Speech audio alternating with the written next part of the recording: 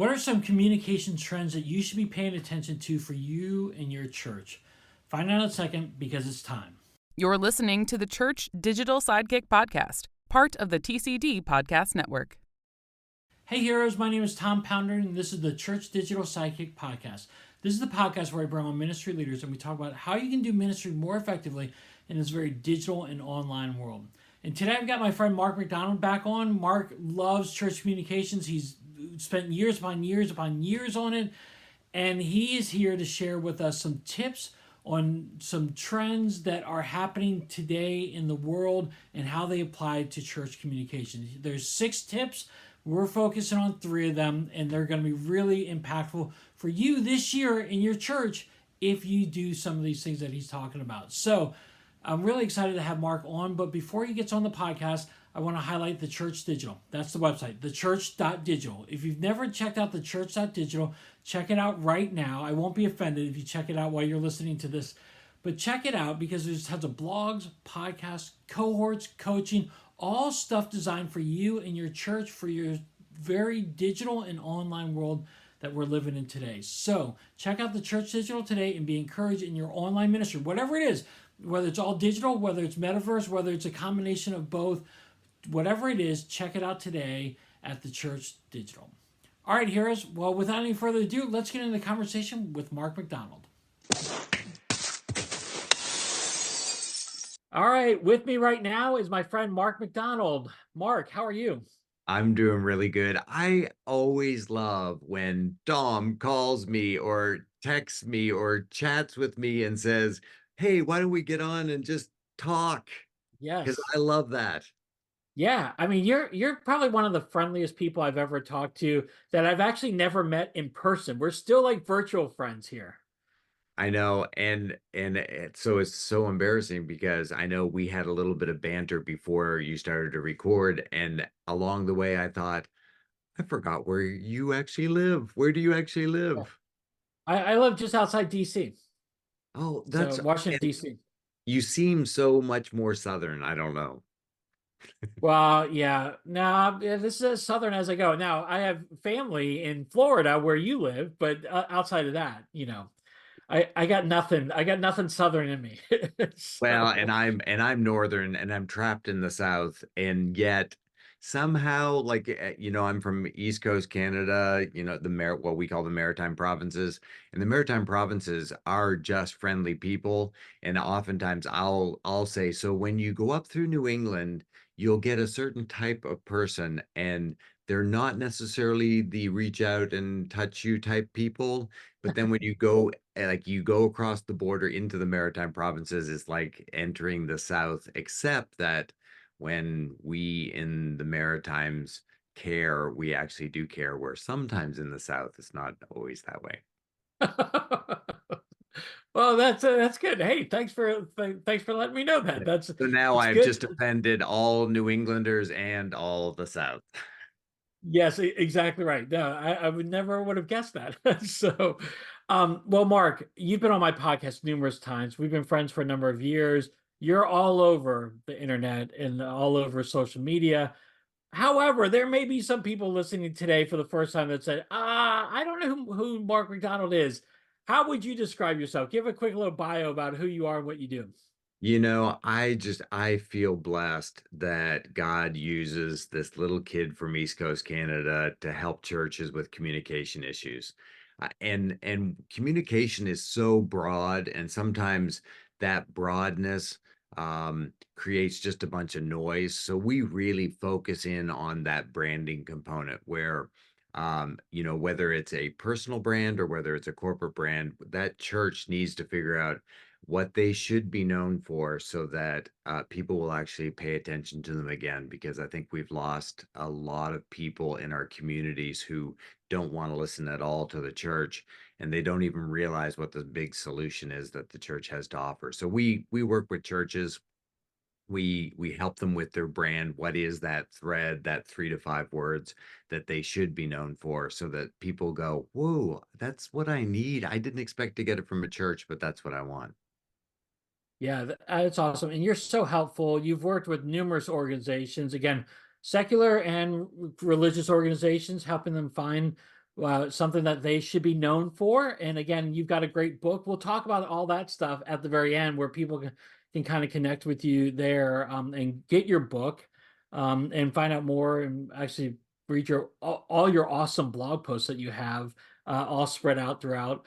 Well, you mentioned about church communications, and that's kind of what we want to talk about today, because on your blog, you have a great new blog out there about communication trends for this year, and you highlight 6 of them. We're not going to talk about all 6. We're going to talk about just 3 of them. But talk to me a little bit about communications and why you chose to write this communication trends update on your website. Well, I think again, just because of communication being so broad, um, and and yet, you know, just go back to when I started, which just after they got off the ark, I think that's when it was. Um, that's when we met, right? No, I better not say that. No, we're of different vintages. I am older, much older than you, and Not much, not much. well, the thing is that back in the day, it was so much easier to do communications. Usually there was a secretary who looked after the bulletin or the worship guide. I don't even think they were called worship guides at the time. They were just all out bulletins. And then maybe they might have gone wild and crazy and put a sign out in front of their church so that they could go out and change that communication device. But those two things. Oh, and I mean, should we even mention the Yellow Pages ad? Because every church had Yes. to have a Yellow Pages ad. And so those three things, I mean, it's pretty simple to keep up with it all. So, what trends do we have this year in bulletins? It's like, we've Yeah. gone to a different format. And what happened over the 80s, 90s, and 2000s was the church just continuously made that bulletin fluffier and fluffier so that by the time that we started, back in the early 2000s, a lot of times we had to talk to churches about, the trend is to actually reduce the size of that and to move to a website. So now it's like every year I keep thinking, so what would the big trend be? And this year we came up with the 6. Yeah, that's awesome. And they're fantastic. So I'm going to encourage you. I'll have the link in the show notes. You got to check out the website and the blog post in particular. I'm going to focus on 3. These were 3 that really stood out to me that I really felt like we wanted to talk about. And then we can just kind of banter about it back and forth. But the first one I want to talk about is your first point. It says, define and control how your church is a solution to an audience. Okay, break that down. I'm a dummy, dumb guy. Break it down for me. What do you mean by that? One of these times I'm just going to say, no, why don't you tell me what it is? Because I know you know an awful lot of this stuff. Oh, But really, I mean, there's so much noise in this world. And so as we go into 2024, um, the crazy part, like, and like a lot of people said, so why didn't you add AI in here? And it's like, AI is a huge trend, but it's really more of a trend on a tool side. I don't say, "Oh my goodness, we better talk about a new keyboard," because it's like, that's really not what everyone should be concentrating on. I don't think people should be concentrating on AI unless you want another tool. But the big thing about AI is that it can generate even more content. So the ease of you can go to ChatGPT or whatever you're using and put in a prompt and say, I need a 4,000 word article on such and such, and like it'll just write it for you. But all of that content, it's the speed is picking up so that there's so much more content that's happening in our world. And the more content that's out there, the more people have to have some type of a way to filter of whether they pay attention or not pay attention. And what we want to try to do as we go into this really crazy, noisy world is we need to know what will get their attention. And the 3-step process that we do here at Be Known for Something is say their name, speak their pain, solutions to proclaim. And and the thing is that if you say the name of an audience when you're talking to them, um, like if you have a broad, diverse audience and you say, "Okay, moms," well, every mom goes, "Huh?" Yeah. and and we need to know who we're talking to and what, like really concentrate on who you're talking to so that you can define that audience, which we call personas. And then what is their big pain? Well, if you say, um so moms, is it hard to get a break? And then every mom goes, amen, like praise the Lord, of course, like I see that hand, all of that stuff. And Yeah. and at that point, it's like once we've said their name and we've spoken their pain, then you better, in that engagement, give a solution. So we need to figure out what is the solution we have to offer our audience that we're trying to talk to, or else they will stop paying attention to us. Now, that's awesome. And I know that there's a lot to really get into the weeds on this. And so we won't get into a ton of the weeds on this, but you talk about know your audience. Well, how do you get to know your audience? Is there any tools that you have at your disposal in your church in your communication tool bag that you can know that, hey, this is my audience. This is a demographic I really need to focus on. How do you determine that? Well, and that's where the complexity happens with the church, is that you have two audiences. So a lot of times people say, "Whoa, like, what do you mean by audience?" Well, a lot of times we think of the congregation as our audience, but really God's placed us in the middle of our community. So that broader audience, that, the external audience, the community, is really where we need to be focusing on, because that's where the growth potential is. And I think it's, you know, eh, imagine, I think Jesus was actually right when he, in his last admonition to the church, his disciples, hey, go and make disciples. And a lot of times the church concentrates on that internal audience, and if you concentrate on an internal audience long enough, you will almost always slip into decline. You have to start looking at that external audience. So, what we would recommend is figure out how far your reach is into that community. The easiest way is to do a radius, 5 mile radius or a 10 mile radius, depending on whether you're urban or rural. And then take a look at, the probably the better way, which is the way we do it. We go into your CHMS, your church management system, get your database, and you can take that database of all the names and addresses of everyone who lives in your church. You can just simply go into Google Maps and ask it to upload that database, and it'll put a red dot on a map. And then what we want you to do is kind of rule out the outliers, because there's always going to be a main clustering of the group of people that come to your church. And then once you've removed the outliers, just really try to create that custom polygon shape, and that is your reach area. And then there's various places online that you can get demographic studies of that custom area. We do it for churches all the time. If you have access, like sometimes your CHMS also has access to that demographic area as well. And then you really need to concentrate on kind of two things. You need to look at, the demographic makeup, which is the stuff that they can't control, like how many men, how many women, how old are they, like what are their occupations, all of that stuff. And then look at psychographics of what are their big needs, concerns, and goals. And then that's really how you know their pains and what solutions that they're actually seeking. Yeah, I'm really glad you focused on this because again, I think too much we focus on the internal and then we wonder, hey, why aren't we growing as a church? And again, we don't want to grow just for growth's sake. We want to grow so that the kingdom of heaven grows. Jesus cares about these people. That's why he says, go and make disciples of all nations. So Jesus has, enabled us. He's commissioned us to go do this.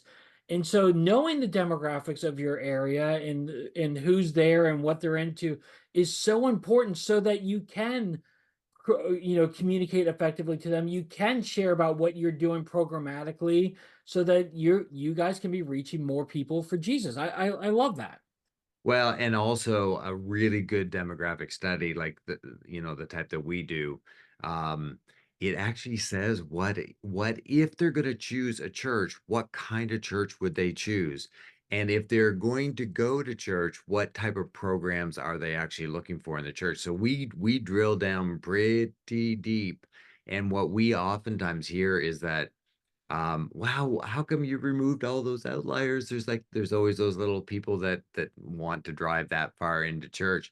And I think that the mentality oftentimes of pastors is we need to have as big of a reach as possible. And our logo, the one over my shoulder, if you go to our website, I mean, it's all about a concentric circle. And the more we target in, it's so much easier. Like if you target a smaller audience, you can reach that smaller audience. So that's why we remove the outliers. We get into that really tight spot. And then the sobering part of that is once we get in that small targeted area that we call the reach area, um, what we oftentimes find is that it's like, okay, so now how many people live in that area? And oftentimes it's 100,000, 200,000 people that live in this area, depending on, again, of whether you're rural or urban. And then you look at, so how many people are on your membership roll and what percentage of the share of that? And yeah, we're getting in pretty narrow, but you're still like a very, very small percentage of that area. And what we want you to do is just pray over that area. And it's not to take people from other churches into your, proselytize, bring people into your church. But there are so many people, and again, a good demographic study will actually tell you how many unchurched people are in your neighborhood in that reach area, and that's who we're called to go reach. Yeah, it's good to have ministries and everything that's happening inside of the church, but I'm certainly hoping, the big buzzword is always discipleship. It's like, how do you disciple those people so that they go out? And oftentimes the church doesn't even know how to define what out is. And we need to know as much as possible, how do you train those people in your church into discipleship so that they can go out and actually talk to people and lead them to Christ. Dude, this is awesome. And again, if you're listening and this is striking a chord with you, this is why you need to call Mark and really just talk to him more because he's going to walk you through this process. We're talking generality here. There's a real science to this, and he can really help you through this. So, again, I love what you're saying here. We could probably talk about this forever, but I want to hit on two other ones real quick. Well, not real quick. One I want to spend a little bit more time on. But you talk about another point on this is a church trend, yeah, or communication trend is video, the rise of video. And I love video and I am all in on video. Our church has seen the video really help us reach more people for Christ, encourage them in Christ. So I want to hear from you and your perspective. Why do you feel like the rise of video is a trend that churches need to latch onto? Well, and it's interesting because I was talking to my team earlier today, and we were talking a lot about just the rise of TikTok and Mhm. all those little tiny video shorts. And somebody mentioned they're like, so why didn't Vines work? Remember Vines? Yeah, I yeah. I mean, they were TikToks, like they were TikTok videos. And no matter what you think about, the political side of TikTok and how that it's Chinese controlled and blah, blah, blah, blah, and all that Yeah, stuff. I mean, yes. those video shorts are here to stay. And that's why YouTube shorts or reels or stories, like all of those video things, it's just fascinating to me how we don't have a lot of time. We all hate the algorithm that that does the work for us, like that whole noise that we talked about earlier, you can't pay attention to everything. It's like no one sits down and says, "I'm gonna just watch all of YouTube." Like, it just doesn't happen. Like, you can't even keep up with it, the hours and hours that are posted every second. And because of that, we need an algorithm to help us, or else we'll just go insane. Like, you know, you just can't keep up. But you can watch something that, these services believe would keep your attention. So they're doing the work for you and they're just serving you something and you go, "Oh yeah, I like that." And the moment you say, "Oh, I like that," it knows what's inside of your head and it's going to give you lots and lots that are just like it. But they're not doing that necessarily with still images. um it's a we're in a visual world, and a picture is worth 1,000 words, a video is worth 10,000 words, because there's just so much stuff you can get from a video. And so that rise, that trend that's going into 2024 is, if you're a church and you're not using video the way that it should be done, then you should probably just take a pause and think, okay, so how can we do it as effectively as we can possibly do it? Will it be perfect? No, but start and try to get as perfect. But we can talk about that as well, because what is perfection? Well, I'm glad you hit on that because I think during COVID and the rise of TikTok, that it took away the barrier of it has to be perfect. You Mm. wouldn't believe how many times I would see people just laying in their beds and they're doing a just talking about life, and they're having thousands upon thousands of views. It's nothing. There was nothing professional done about that, and I think we in the church world, we have to feel like it has to be high production value. It has to have all the right lighting and all this. And I say, just like what I said when I started doing blogging, I look back at my first blogs, I'm like, oh, they're horrible, they're terrible. And like my first videos, they're horrible, they're terrible. But you learn as you go. And the whole thing is just to get started, because I really believe this. People are spending hours upon hours on TikTok, on Reels, on YouTube. They're seeing a bunch of stuff. Why not share the gospel with them? Why not inundate those platforms with the hope of Christ? They are looking for hope, whether they know it or not. We can inundate those platforms with hope, with simple, short videos, just with encouragement. And we found a ton of success. We've done well with TikTok and Reels, but YouTube has been our primary. And looking at the analytics for us, when we do shorts, it's 60-40. 60% of the people who are watching our videos are not current subscribers to our channel. And so we know that the hope that we're sharing about Jesus is getting out to people who don't know about New Life Christian Church. And so I really feel like this really is the platform. Like you said, a picture is worth 1,000 words, a video is worth 10,000. I mean, it's just so much more. The reach potential is so much more. Well, and it's, to overlay what we just talked about being a solution. I think I just read someplace that it's 92% of the people that are asked, where do you seek solutions? They go to YouTube. So they're looking at, YouTube as, I mean, it's like the second most popular search engine after Google, because and probably the younger you are, the more you probably go there before you ever go to Google. And Google, I mean, they oftentimes serve up their videos first because they know people are looking for video solutions. And so the church has to figure out, um is it enough to just post a full sermon on YouTube? And the problem is that people won't sit and watch the whole sermon. So herein lies the issue. And Tom, I know you know this. It's just so much more complex. As soon as you go into that video world, the editing of videos and the intros and outros and all of that stuff, like just getting it right, plus writing the right metadata, which goes alongside of it. So metadata is just the stuff that's behind the scenes that helps the search engine figure out whether it should be serving it or not. So it's getting the right keywords and the right key phrases, and where you really need to start that the whole idea of focusing on, say their name, speak their pain, solutions to proclaim. Well, what would your audience, what would your persona be sitting down and thinking, I got a little bit of time on YouTube. What do I need solved in my life? Like maybe your church can't answer the question of how do I install a muffler, but what if it was, um, what is the purpose of life?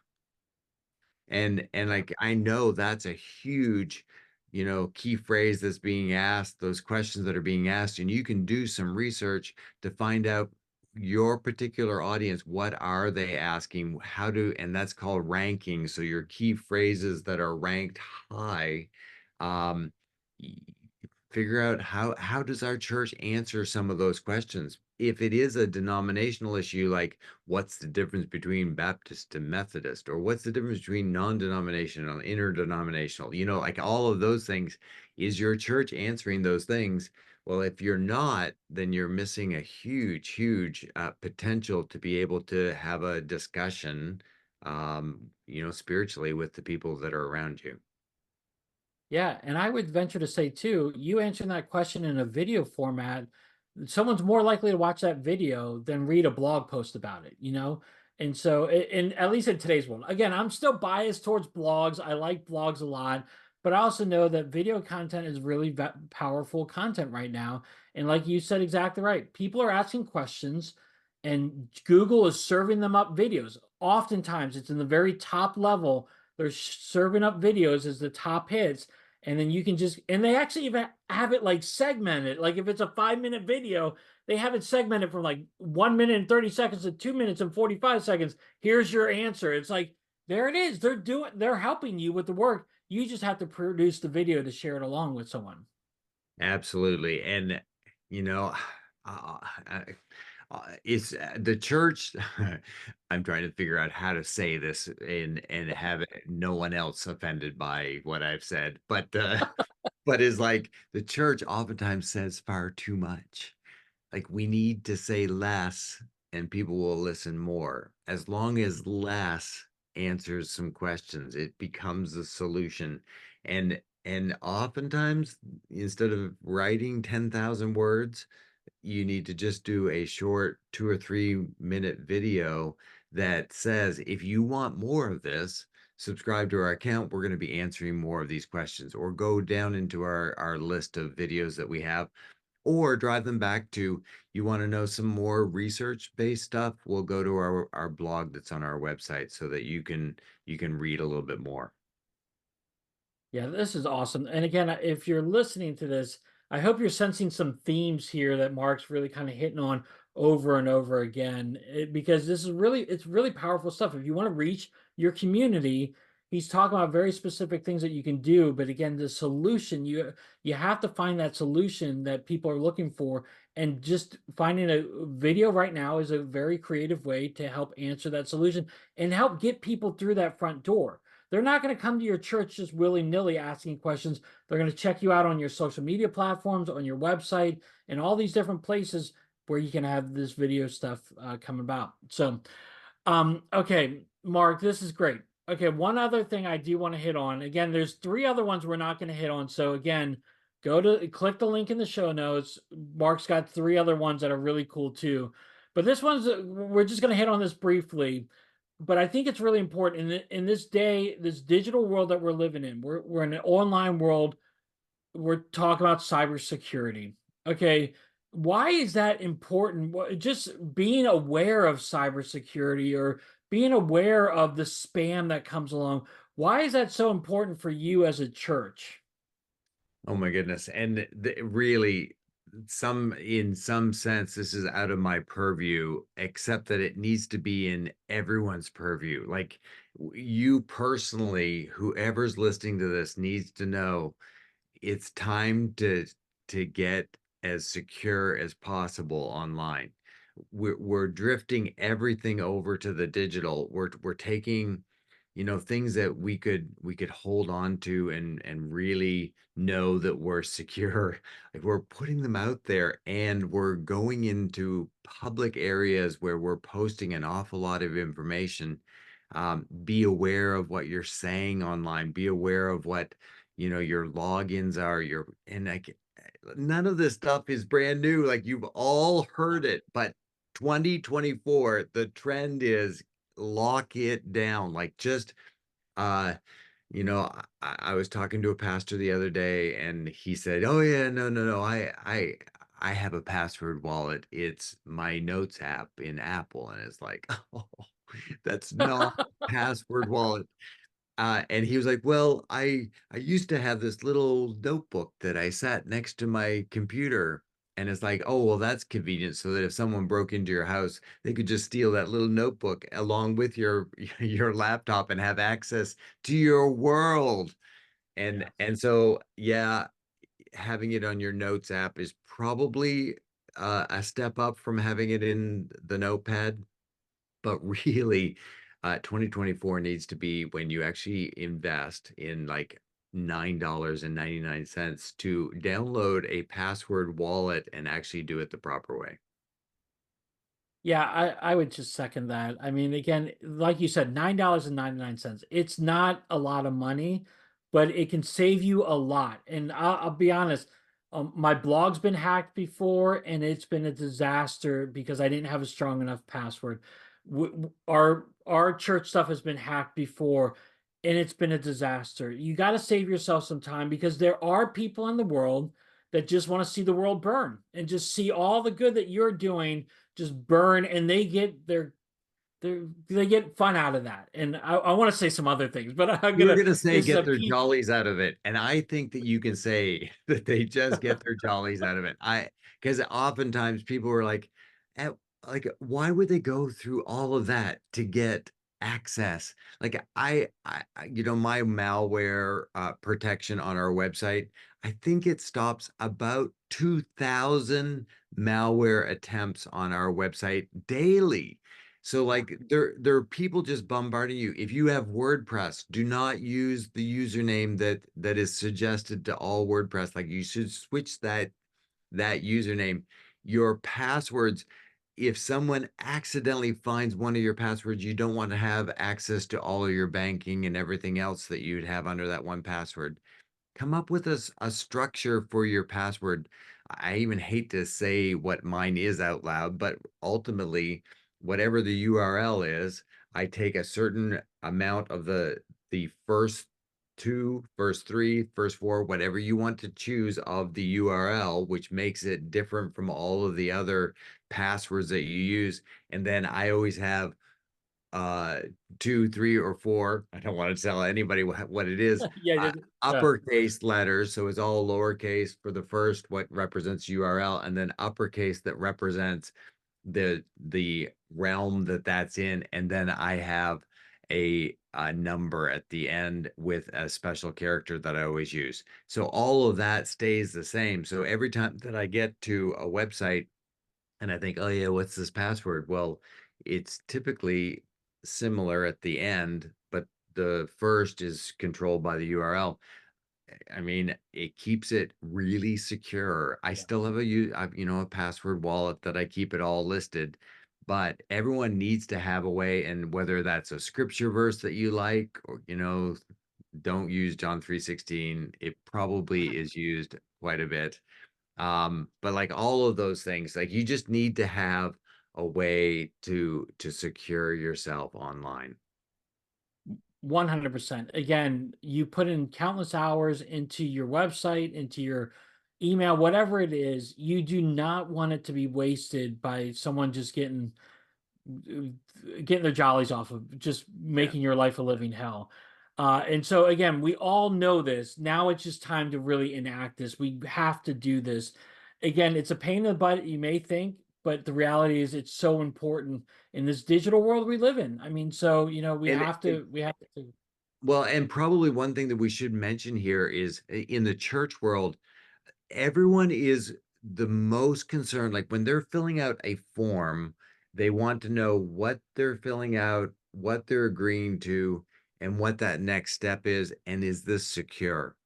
And when it comes to the church, giving areas on your website, if it goes to another page or it goes to a page that has a form, make sure all of those things are written clearly at the top above the form that this is a totally secure, as long as it is, like make sure it is, but make sure it talks about your security. Make sure it lets people know calmly that we look after your information. It's not shared. It's held private. It's this, and then what is your money going to be used for? That type of thing. And make sure all of that is on there. Oftentimes we see, you go to a church website, you hit give, it goes to just the form, and there's no other content on there.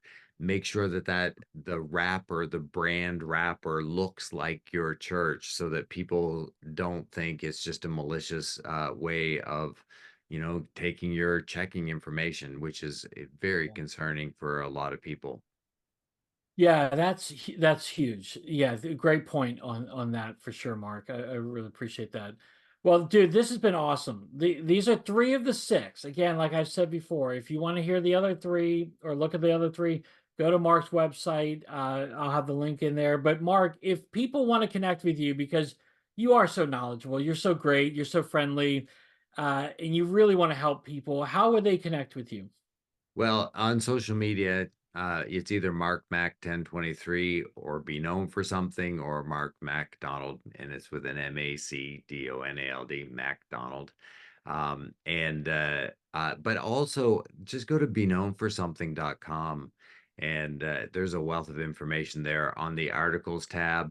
I've written over 800 magazine articles. We're really close to 900 now. And we post as we give them the first right for posting, and then about a month later we post them on our website, and it's fully searchable, so that you can go through and find an article that of what we believe is the best way to do things. Yeah, Oh, and they're and really helpful. I see, I'm awful at this. So if you would like to get those delivered to your email on a weekly basis, just go to beknownforsomething.com/subscribe, or if you go under the articles tab, you'll see the subscribe link, and just subscribe, and we'll every week we'll send you a new article. Yeah. See, and again, these are great articles because I had my pick of a few articles that I wanted to talk to Mark about. I'm like, this one's really, I'm really fascinated with this one. But we could have talked about so many different ones because you're talking about things that churches need to know and to know in this digital and online world that we're living in. So I think he's got tons of great content. Check it out.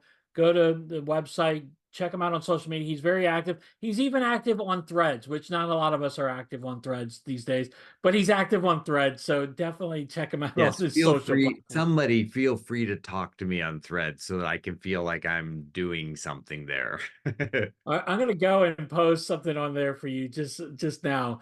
Again, I'm same with you. Twitter, they always say Twitter's gonna shut down and everything like that, but I get so much more engagement on Twitter than I ever do on Threads. So, what do you know? So, Mark, as always, it's great having you on the podcast. Thanks so much for being with me today. Oh, thank you for having me. And again, I look forward to actually meeting you in person. It will happen one day, I promise. Absolutely. Okay, so what stood out to you from this conversation? I love having Mark on. He's so insightful. He's got so much knowledge, and he loves working with people. He loves working with churches. So I want to encourage you, go into in the show notes and check out all that Mark has to offer. Check out the website, check him out on social media, and check out all that he has to offer you and your church. He's fantastic to work with. I would strongly recommend him. But what stands out to you from the three that we talked about or the three that we didn't talk about? What stands out to you? Hit us up on Twitter. I'm on Twitter. He's on Twitter. We're on Threads. Hit us up wherever you're at. Hit us up and start this conversation because we love to talk about this a little bit more. Again, church communications is ever changing, ever evolving, just like the digital world that we're living in. So what stood out to you? How can you adapt what you're currently doing into this? Again, I would love to talk to you about video stuff all day long. So if that's one of the things, definitely get on Twitter, get on social media, and let's talk about that some more. I would love to continue this conversation online. Again, thank you so much for being with us on the Church Digital Sidekick podcast. If you enjoyed the podcast, go and subscribe to it. You can subscribe to it on YouTube, on Apple, Amazon, Spotify. It's on all the platforms. Subscribe to it and listen to it every time it comes out. And as always, if you want to rate us, that would be great as well. All right, heroes, thanks so much for being with me today. I hope you have a great rest of your day. And until next time, have a great one.